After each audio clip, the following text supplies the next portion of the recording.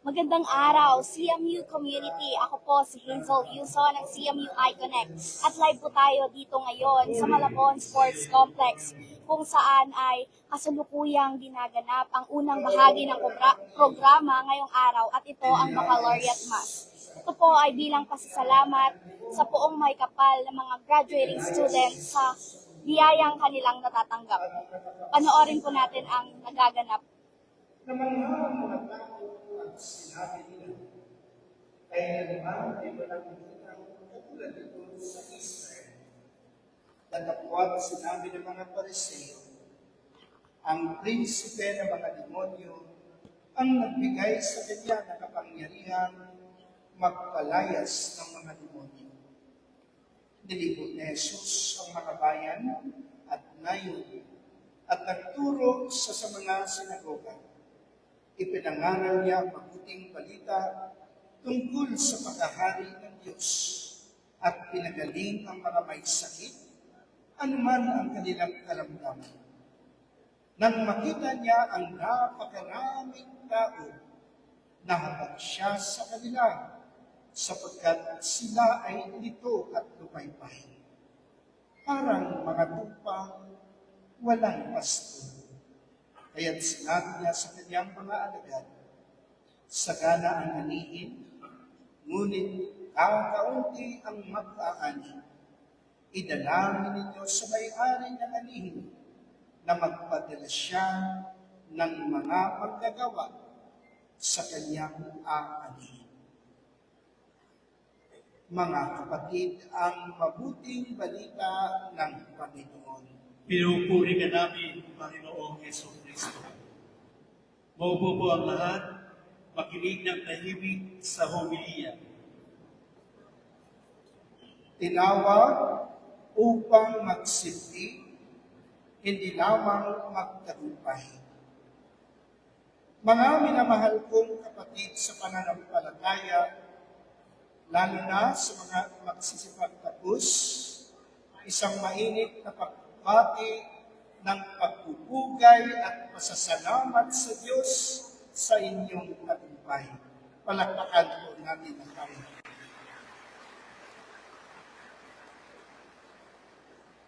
Ngayong araw sa Ebanghelyo, si Jesus ay muling nagpakita ng habag at malasakit. Pinagaling niya ang isang pipi, ang isang taong may karamdaman, at nakita niya ang mas malalim na sugat ng lipunan. Mga taong pagod, mga taong lito, na para bagang mga tupang walang pastor. Sa dami ng nangangailangan, sinabi niya sa kanyang mga alagad, sagana ang aanihin, ngunit kakaunti ang manggagawa. Mga minamahal kong magsisipagtapos, kayo ang sagot sa panalangin itong ni Jesus. Sa dami ng natutunan ninyo, ng mga pinaghihirapan ninyo, research, thesis, pagsusulit, hindi natatapos ang misyon sa entablado ng pagtatapos. Ito pa lamang ang simula ng isang mas malalim na bukasyon, ang maging manggagawa sa ugasan ng ating Panginoon. Sa mundo ngayon na puno ng ingay, pero kulang sa tunay ng pakikinig, puno ng impormasyon, pero kulang sa pag-unawa, puno ng tagumpay, pero kulang sa malasakit. Kailangan ng mga taong may puso, hindi lang utak. Kailangan may taong may bisyon, hindi lang puro ambisyon. Hindi masama ang magtagumpay. Hindi masama ang mangarap ng mataas. Pero sana ang tagumpay nating lahat ay hindi lamang para sa ating sarili, kundi para sa iba. Kung ikaw ay magiging guro, turuan mo silang magmahal. Kung ikaw ay magiging nurse, magiging engineer, magiging manager, magiging negosyante, gamitin mo ang profesyon mo para magbigay buhay, hindi lamang kita. Kung ikaw ay magtutuloy ng mas mataas na edukasyon, gawin mong mas mataas din ang iyong layunin. Ang maglingkod sa kapwa, ang maglingkod sa bayan, at higit sa lahat, ang maglingkod sa Diyos. Hindi kailangan maging pare, hindi kailangan maging madre, para maging manggagawa sa ugasan ng Diyos. Sa mismong propesyon, ikaw ay tinatawag sa pagiging mabuting anak, pagiging mabuting pamayanan, pagiging mabuting Kristiyano, tayong lahat ay tinatawag. Kaya sa pagtatapos ng pag-aaral, huwag kalimutang simulan ang bagong misyon. Sabi ko sa atin, Panginoon, salamat sa karunungan. Ngayon, gamitin mo ako para maging liwanag sa mundo. Mga minamahal nating graduates, sa pagtatapos ng banal na misa ng pasasalamat na ito, kaysa tayo sa kagalakan, pasasalamat at pag-asa. Ang pagtatapos ngayon ay bunga ng inyong sipag, bunga ng inyong tiyaga, bunga ng inyong sakripisyo, at higit sa lahat na hindi dapat nating kalimutan, ito ay biyaya ng Diyos. Palakpakan po natin ang Diyos. Ngunit laging pakatandaan, paalala sa ating ebanghelyo na ating napakinggan. Sagana ang aanihin, ngunit kakaunti ang manggagawa. Kayo na ngayon ang bagong manggagawa sa lipunan. Sa inyong mga kamay, isinsuko ng Diyos ang pag-asa ng mundo. Dalhin ninyo ang inyong natutunan, hindi lamang sa isip, kundi sa puso. Maging tagapagdala kayo ng liwanag, maging tagapagdala kayo ng pag-asa at katotohanan sa inyong mga profesyon at komunidad. Hindi lamang kayo maghangad ng mataas na posisyon, kundi mas mataas din na layunin, at yun ay ang maglingkod at magmahal.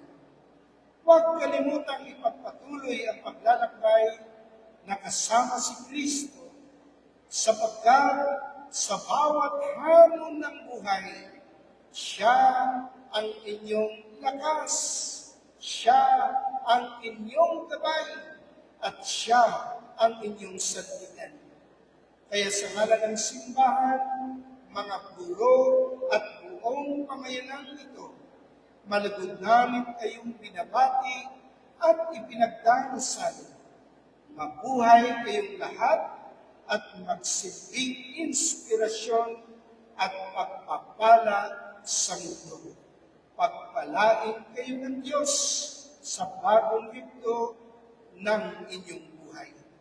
Muli po, malakas na palakpakan sa Diyos ng Hari. Magsitayo tayong lahat. Sa pamamagitan ng pagkapari sa bagong tipan, idinudulot ng Diyos ang magsagawa ng pagpatawad at paglilingkod sa kanyang anak. Lumapit tayo sa Panginoon ng ani at manalangin. Panginoon, dinggin mo ang aming panalangin. Tayo pong lahat malakas, Panginoon, tingin mo ang aming panalangin. Ang mga tinatawag sa paglilingkod sa bayan ng Diyos bilang mga pari, naway dumami pa. Manalangin tayo sa Panginoon. Panginoon, tingin mo ang aming panalangin. Ang mga bansang sarado sa Ebanghelyo, naway maihanda at maging mga matatabang lupa para sa pag-aasin ng salita ng Diyos. Manalangin tayo sa Panginoon. Panginoon, tingin mo ang aming panalangin. Ang mga naglilingkod na pari, madre, religyoso, katikista, at largong apostolado, naway makalikayat ng iba pa upang sumama sa kanila. Manalangin tayo sa Panginoon. Panginoon, tingin mo ang aming panalangin. Ang mga naglilingkod sa mga tatanging serbisyo sa ating sambayanan, naway mapalakas natin ang loob at ating suportahan. Manalangin tayo sa Panginoon. Panginoon, tingin mo ang aming panalangin. Ang mapagpatawad na sakripisyo ni Kristo, naway magdulot sa mga yumao ng kaluwalhatian. Manalangin tayo sa Panginoon.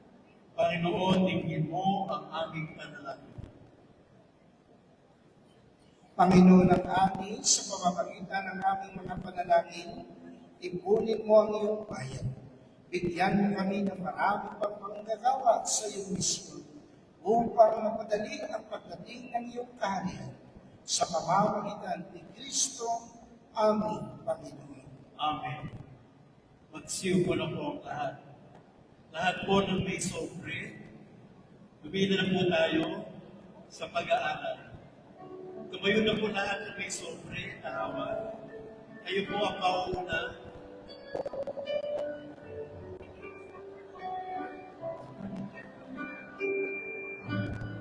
Lahat po ng may sobre hawak.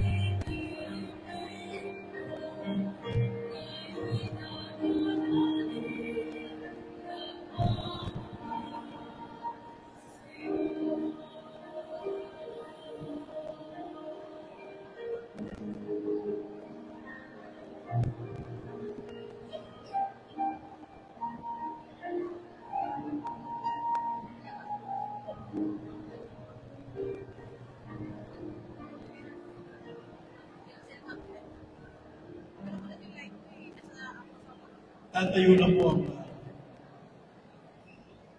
Mahinig po tayong tumayo.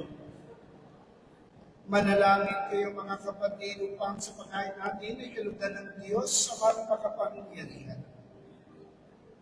At binawa ng Panginoon itong pagkakain sa iyong mga kamay, sa kapurihan karangalan sa ating kapakinamahal at sa buong sambayanang banal.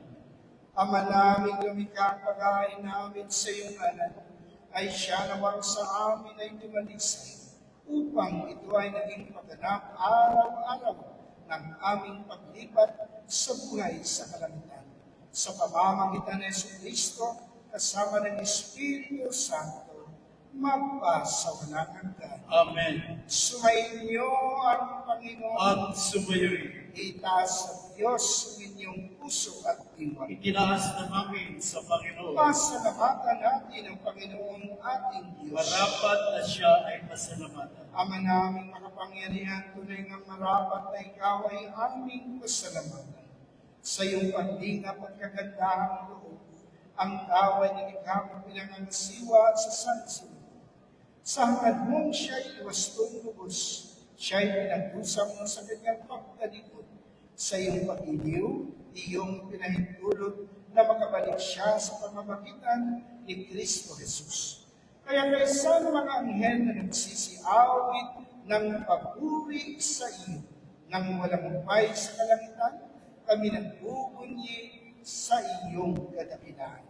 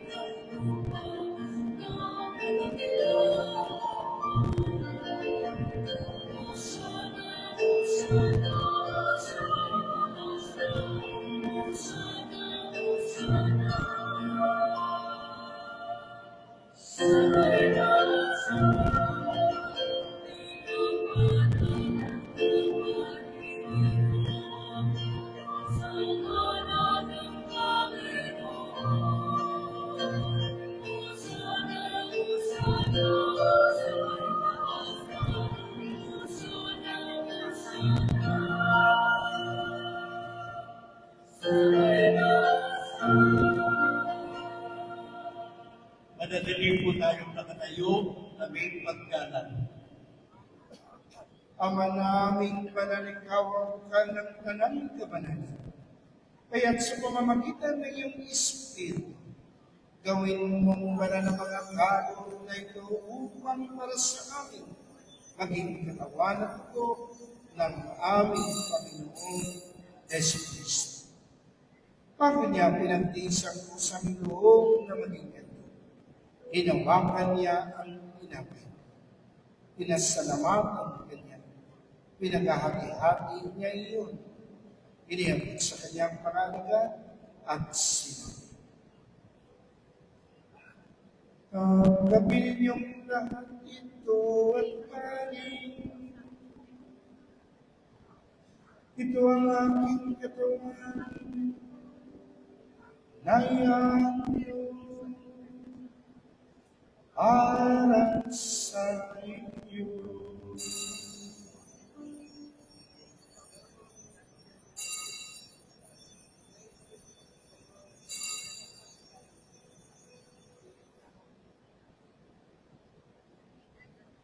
Gayon din naman, matapos sa hapunan, hinawakan niya ang kanis. Muli kanyang pinasalamatan. Iniabot niya ang kanis sa kanyang mga alagad at sinabi, "Tanggapin ninyong lahat ito at inumin. Ito ang kalis ng aking dugo ng bawat walang hanggang tipan. Ang aking dugo ay bubuhos para sa inyo at para sa lahat, sa ikapagpapatawad ng mga kasalanan. Gawin ninyong ito sa pag-alala sa akin."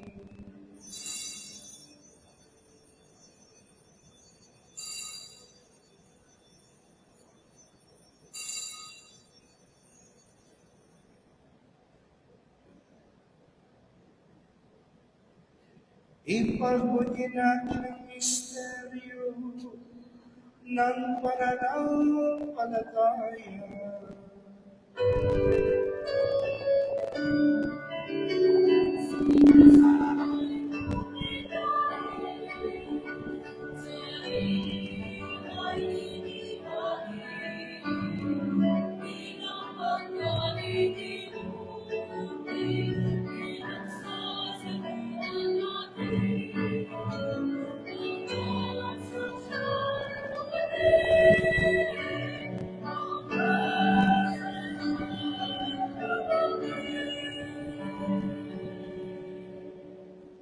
Ama, ginagawa namin ngayon ang pag-alala sa pagpatay ng pagkabuhay ni Anak. Kaya dinialay namin sa iyo ang tinapay na nagbibigay buhay at ang kalis na nagkakalog ng kaligtasan. Kami nagpapasalamat at kami yung minarapat at tumayo sa harap mo para maglingkod sa iyo. Isinasamo namin kami ang sasagsano sa katawan ng ni Kristo ay mabuklod sa pagkakaisa sa pamamagitan ng Espiritu Santo. Amalingapin mo yung simbahan ng alam sa daigdig, uspusin mo kami sa pag-ibig, kaysa ni Leo na amang Papa, ni Pablo na amang Obispo at ng Tanang Kaparihan. Alalahanin mo rin ang mga kapatid namin na imlay na may pag-asang sa namuling mabubuhay, gayon din ang lahat ng mga pumanap. Kawan mo sila tuloyin sa iyong kaliwanagan, kawan mo pagkinapamin ng mga kasalo sa iyong buhay na walang wakas. Kaysa na malaga rin Maria ni Nanay Diyos, kaysa ng mga apostol at lahat ng mga banal na namuhay ng Israelite ng kalugod sa iyo. May pagdiwang naman namin ang pagpupuri sa kararangan mo sa pamamagitan ng iyong anak na aming Panginoong Hesus Kristo.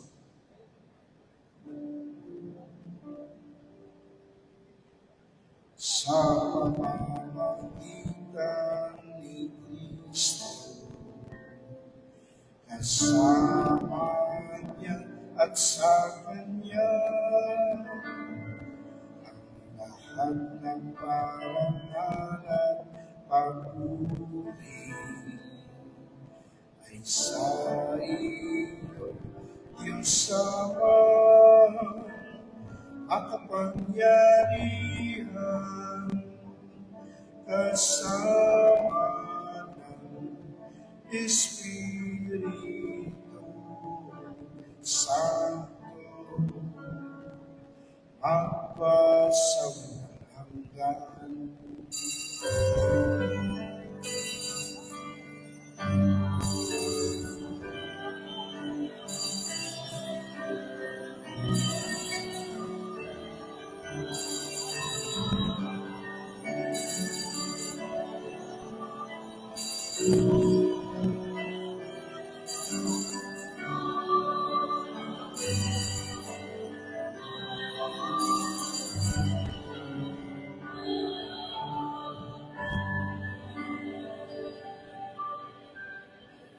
Sa nagpabiling mga nakagaling na utos sa puro na Jesus, na Panginoon natin at Diyos, ipahayag natin ng lakas.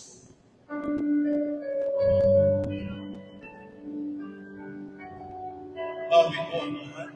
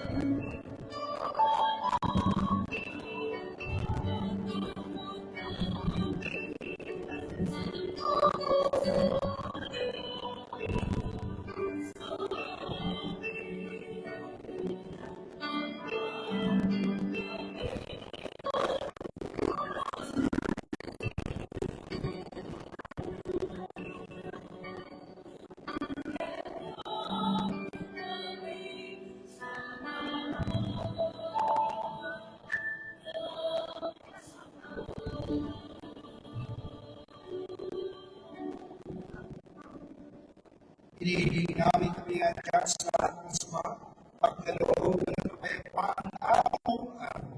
Iligtas sa namin ng Diyos sa lahat ng kapahamakan, samantalang aming pinananabitan ang dakilang araw ng pagpapakay sa Kristo. Sapagkat iyo ang kaharian at ang kapangyarihan at kapulihan, magpakailanman. Amen. Panginoon sa Kristo, sinabi mo sa iyong mga apostol, kapayapaan ang iniiwan ko sa inyo, ang aking kapayapaan ang binibigay ko sa inyo. Tungayan mo ang aming pananampalataya at huwag ang aming pagkakasala. Pagkalooban kami ng kapayapaan pagkakaisa, ayon sa iyong kalooban, kasama ng Espiritu Santo, magpasawalangan.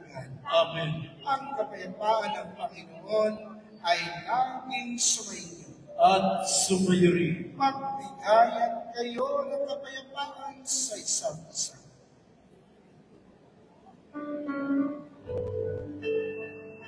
Peace to everyone.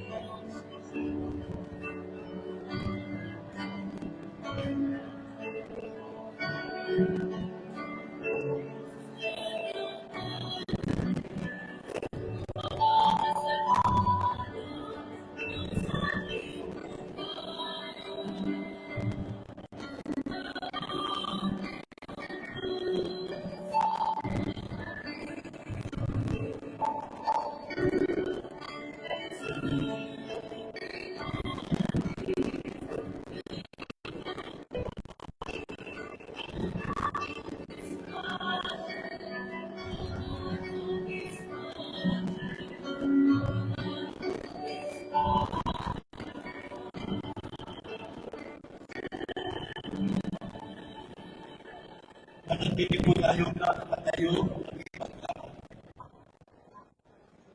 Mga kapatid kong kordero ng Diyos, ito ang nag-aalis ng mga kasalanan sa sanlibutan.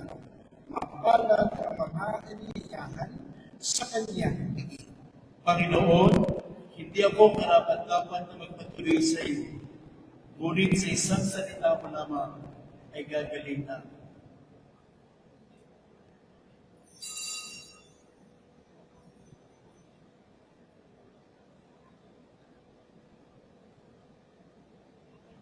Magsipo mo ang lahat. Sa lahat po ng tatanggap ng banal na komunyon, tayo po ay mayroong. Gagabayan po tayo ng mga greeters and connection. Hindi po tayo sabay-sabay tatayo.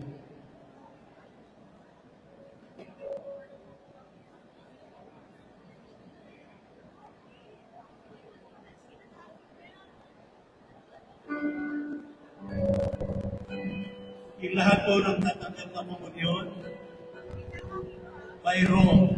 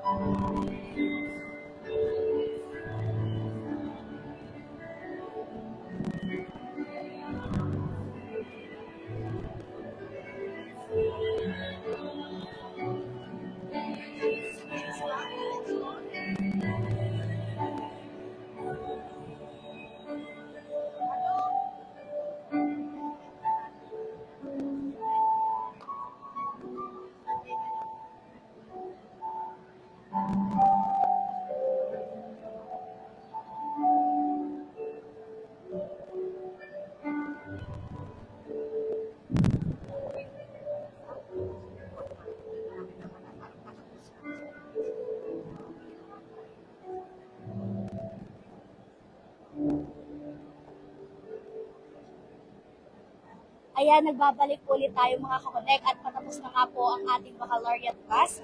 At maya-maya rin po ay magsisimula na ang pinakahihintay na lahat na recognition day kung saan ay gagawaran na ng parangal ang mga graduating students sa City of Malabon University. Manatili po tayong konektado mga kakonek.